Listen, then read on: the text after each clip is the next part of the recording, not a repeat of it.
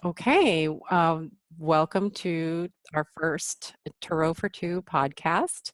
This is your co-hosts, Tania Pryputniewicz and Mary Allen. We co-blog at tarotfor2.blogspot.com if you would like to take a look at our writings about the tarot. So this is our very first question we wanted to take up, and that is, how exactly does the tarot work? Mary, Great. what is your thought? Great question, Tania. Um, well, I've thought of this question for a long time. Tania and I have been doing tarot together for about at least, I don't know, how long has it been? 20 years at least. 20 Um, plus. and, sometimes I think, oh, isn't this strange?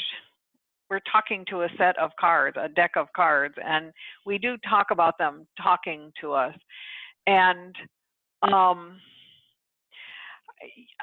but sometimes I think, wow, what a strange thing to do, to have these cards and consult them in a way. And I think there are different ways of consulting the cards, interpreting the cards. Sometimes people use the cards for divination. They think the cards are telling them something that's going to happen. We use the cards a little bit different. But nevertheless, however you use them, it's still sort of a strange relationship with these things that are in the world that you generally don't have relationships with other, you don't think the table is talking to me or the cat is telling me something, but yet somehow these images on a deck of cards talk to us. So, Tania, take it from Yeah. there. Oh, okay. So that's really a beautiful vantage point to start with. And I'm thinking about how we are coming to the cards uniquely positioned as writers. So when you come to something as a writer, there's a predisposition to looking at the story in a set of images and looking for patterns and what those patterns might say to us. So the beauty of the tarot is the storybook nature of having um, a set of people, court cards representing different parts of society.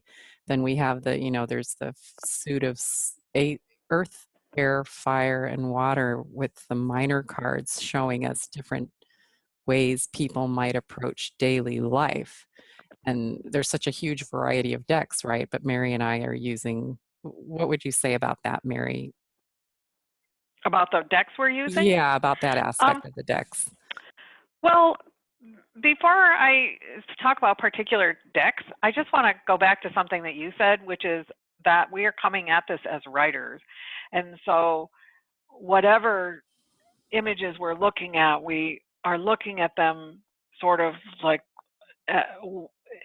what's the story that these cards are telling us? And the images in particular, what are the images saying to us in particular? I love that. And, Tania, we both know sort of the traditional readings and meanings of each card. And, I might think of a particular card as saying one thing and you might think of it as another, but we know, what, if you open up one of those little booklets that say, this is what this card means, this is what this card means, we sort of know all the meanings. But when we read them, we don't come at it from that a rigid point of view like that. We look at the images and think of what does this say to me? But I still feel like there's some kind of a relationship that happens between the images and myself. And as I look at the images, there is some kind of talking going on or story going on.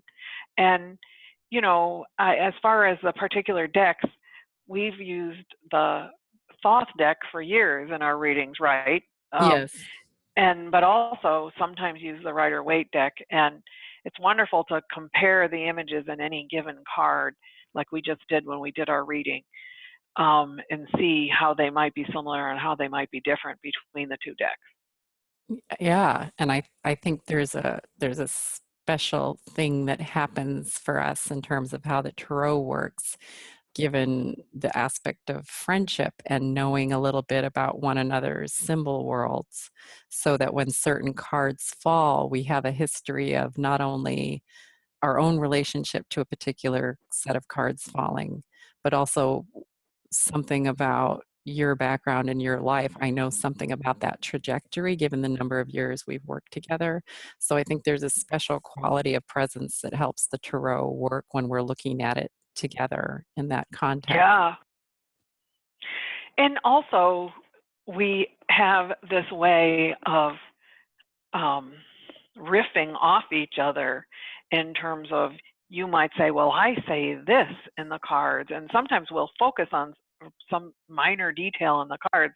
Oh, I just noticed that hat on that guy's head in that picture, and then I'll see it too and go, oh yeah, and then we'll talk about what that hat might be saying symbolically, or even the hat itself and what it looks like, and somehow through that kind of talking, we get to something, and it's really kind of magical. It's very magical, and makes me think again of the quality of associative leaping that goes on Yeah. when one is writing, or even when one is trying to figure out what one's dreams might mean. And in that sense, the tarot feels very much akin to reading a dream, or, yeah. What do you think? I love that. That is so true. I had to interrupt you to say I love that. It's so true, Tanya. And I think that's what I mean when I say the way that we read the cards is quite different than, looking at the card and consulting your book and say, this card is talking about X. We're looking at it and sort of saying, oh, what does this image say to me? What's the association I have with it? Just like you would when you were thinking about a dream. And Yeah. there is something dreamlike about the cards. The images in the cards are very much like the images that you might have in a particular dream. Yeah. Yeah, and and in that sense too, I think, to go back to the quality of reading together, there's a strength that comes from love for the other person. So, oftentimes in tarot readings with other people, sometimes I'll encounter fear about, oh, this card fell. I can't. What does that mean? There's more of a almost a punishment aspect that can come up, or thinking that the card means something hard or difficult or challenging. And I think that it's not that. I don't feel like, Mary, you and I shy away from the difficult parts of life. Absolutely, that's not true. But I think there's a quality of love that happens when we approach the cards. We approach it with an open heart, and also a desire to, when we're done with the reading, have both of us feel like we understand something about ourselves better. Yeah, and we also joke about our reactions to the cards. Yeah. And I personally am often afraid that the cards are saying something negative to me, or Yeah. predicting something negative or something. And then we joke about that. We also have a joking relationship with the cards and with each other around the cards. So Yeah. I can remember saying to you, let's hear you try to put a positive spin on that one. And, and that's just fun. And I think we'll save this for another podcast, but sometime I'd like to talk more about what do we do with the negative cards, and Oh, that's and perfect, Mary. just all of that. Yeah. I love it. That's a great topic for next time. Yeah, that's a great topic for next time. Is there anything else you'd like to say today? Anything about what we just said? I think I'm good. My cup is full. I might have a couple more things to say about things that we said. Go. I just want to, the whole idea of how we are writers, and so we're coming at the cards as writers who are in the habit of creating something out of life or anything, creating something out of what we look at or what we get or what happened to us. Sort of, we bring that to the tarot cards themselves, but that's not just something that only we do because we're writers. I think that's something I would like to encourage everybody who works with the cards to feel comfortable doing, that they're not a rigid set of symbols that have to be interpreted one way or the other. They are something like life itself that's there trying to talk to you and see what you want to make of it and what you can make of it and how you can interact with it to bring yourself to it and create a story. And I think the cards are like that, that it's much more fun to work with them if that's how you look at them. Sure, like approaching them like, yeah, like in the spirit of play and as open-hearted as a child, and that there is something to be taken from them when we bring a, an open heart and a quality of presence to wanting to know more about ourselves, right? Yeah, about ourselves and about life and anything, wanting to know maybe more about the image itself. And I don't know. I love the way that we look closely at the cards to see what we can see, and we make jokes about them sometimes. Say, well, they have those angry little faces, on the two of discs, The Two of the Wands. two of wands, for example, which is my card of the month.